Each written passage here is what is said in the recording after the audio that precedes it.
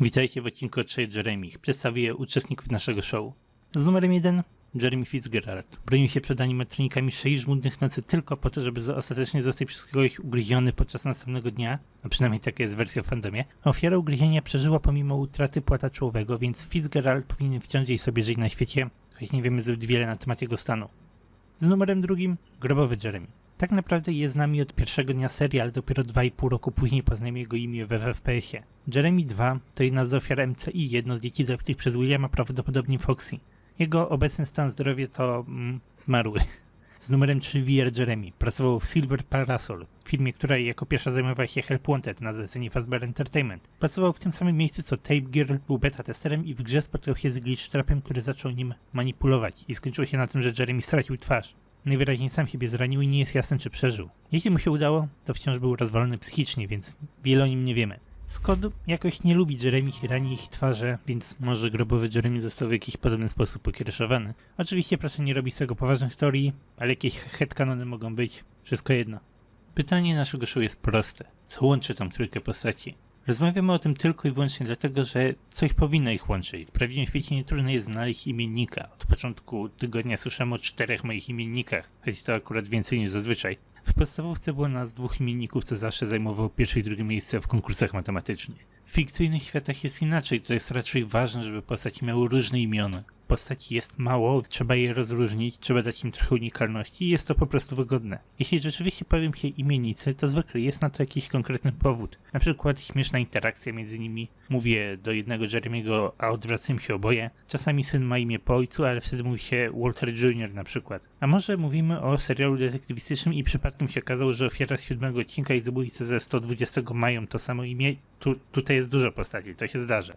Ale nie można takiej sytuacji porównać do FNAF-a. Znamy imiona Mike, William, Henry, Fritz, Gabriel, Grzesiu, a potem mamy 3 Jeremych. Mamy 2 Fritzów i to też jest ważne w dyskusji. Nie powinno tak być. Dlaczego tak jest? Istnieje wystarczająco imion na świecie, żeby Scott nie musiał powtarzać tych samych kółko, a jednak z jakiegoś powodu to zrobił. Jest to tym bardziej ważne, bo FNAF to teorie, zagadki. Nie mamy żadnych konkretnych informacji na temat żadnego z 3 Jeremych, możemy tylko zgadywać. Nagrobki we świecie to jest duży temat i prowadził do różnych dziwnych dyskusji. Czemu pojawiają się tutaj imiona 2 stróżów nocnych z FNAF 2? W 2017 roku miałem teorię, że nagrobki reprezentują postacie, które zginęły w FPS-ie. Dosyć popularna teoria mówi, że Fritz Smith to fałszywe imię Majka i to by się akurat zgadzało. Potem Suzy było to marionetka, a Gabriel oznacza coś wewnątrz Molden Freddy'ego, ale Jeremy musiałoby być fałszywym imieniem Henry'ego. Ta teoria nie ma sensu, jest strasznie naciągana, ale to była próba rozwiązania tego podobieństwa.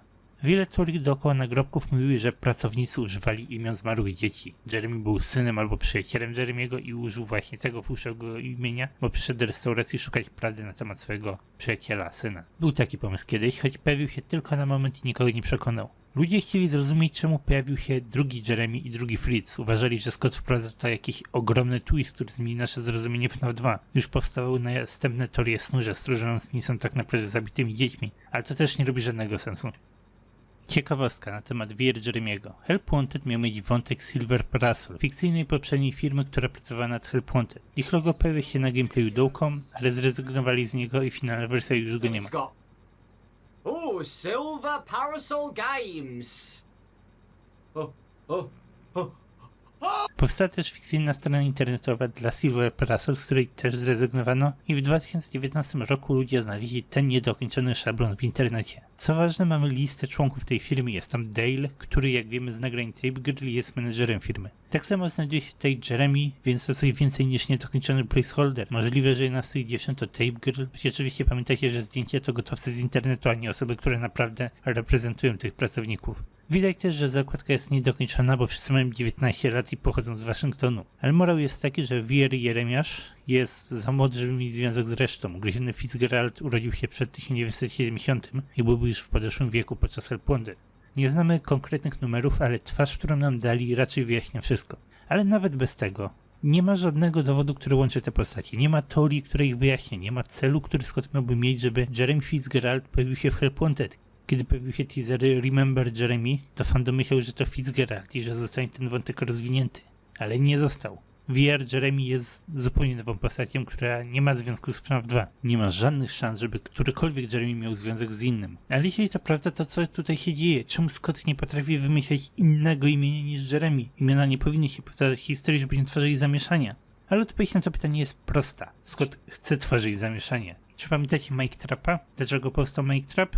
Ponieważ w Sister Location Mike wyskoczył z monologiem, który był całkowicie niejasny. Zdawał się mówić o dwóch rzeczach jednocześnie. Brzmiało, jakby Mike mówił po prostu o Sister Location. I tak było. Ale z drugiej strony brzmiało jak wielki twist na FNAF 3, jakby Mike miał być purpurowym, który został wciśnięty do Springtrapa. I ta debata miała jeszcze więcej powodów do istnienia, bo Scott dopiero co pokazał nam, że Mike jest purpurowym zombiakiem. Jakiś rok po wyjściu Sister Location Scott powiedział: nie chciałem, żeby to była debata, kontrowersja. Stworzył pogmatwany wątek, a potem nam mówi, że to nie był jego cel. Bez sensu.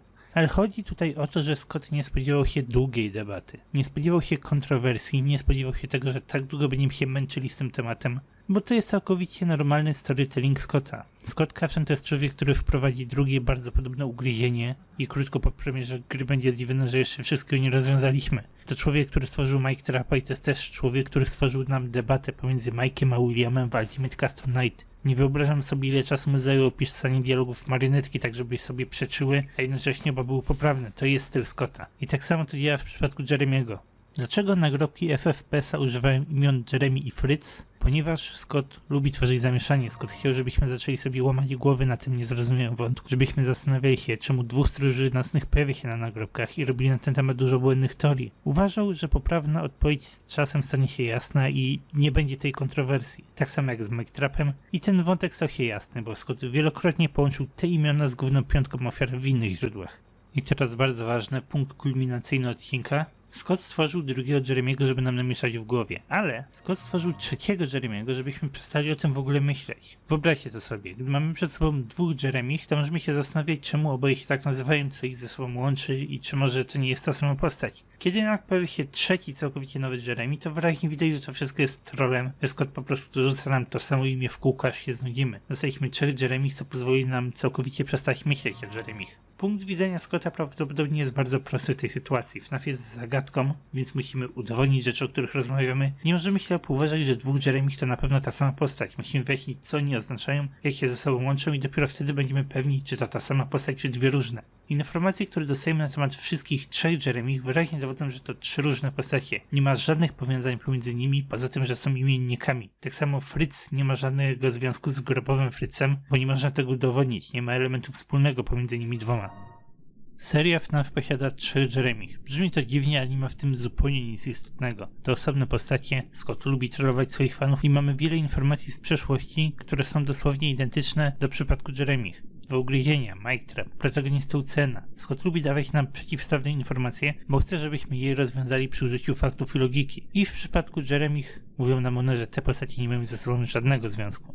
I to tyle z dzisiejszego odcinka. Temat jest mały, nawet mało istotny, ale chciałem go omówić, bo pomaga nam zrozumieć kontekst. Wydaje mi się wejść trochę do głowy Scotta. Takie mniej istotne filmiki też są ważne i tak samo pod koniec miesiąca planuję wypuścić teorię na temat roku, w którym wydarzyło się FNAF 1, choć nie sądzę, że miało to wpływ na cokolwiek teraz, w 2021. Czekajcie na ten odcinek, bo jestem bardzo zadowolony z tego, że w ogóle miałem na niego pomysł. W najbliższym odcinku wracamy do rozkmin i burz mózgów na temat Five Nights at Freddy's 4, dlatego jeżeli chcecie, zobaczcie poprzedni odcinek w tym temacie. Wyszedł już chwilę temu, a chcę się do niego odnieść i trochę zaktualizować to, co tam było mówione. A potem oczywiście omówić temat dwóch sypialni, czyli to, na czym teraz będziemy robić sobie burzę mózgów.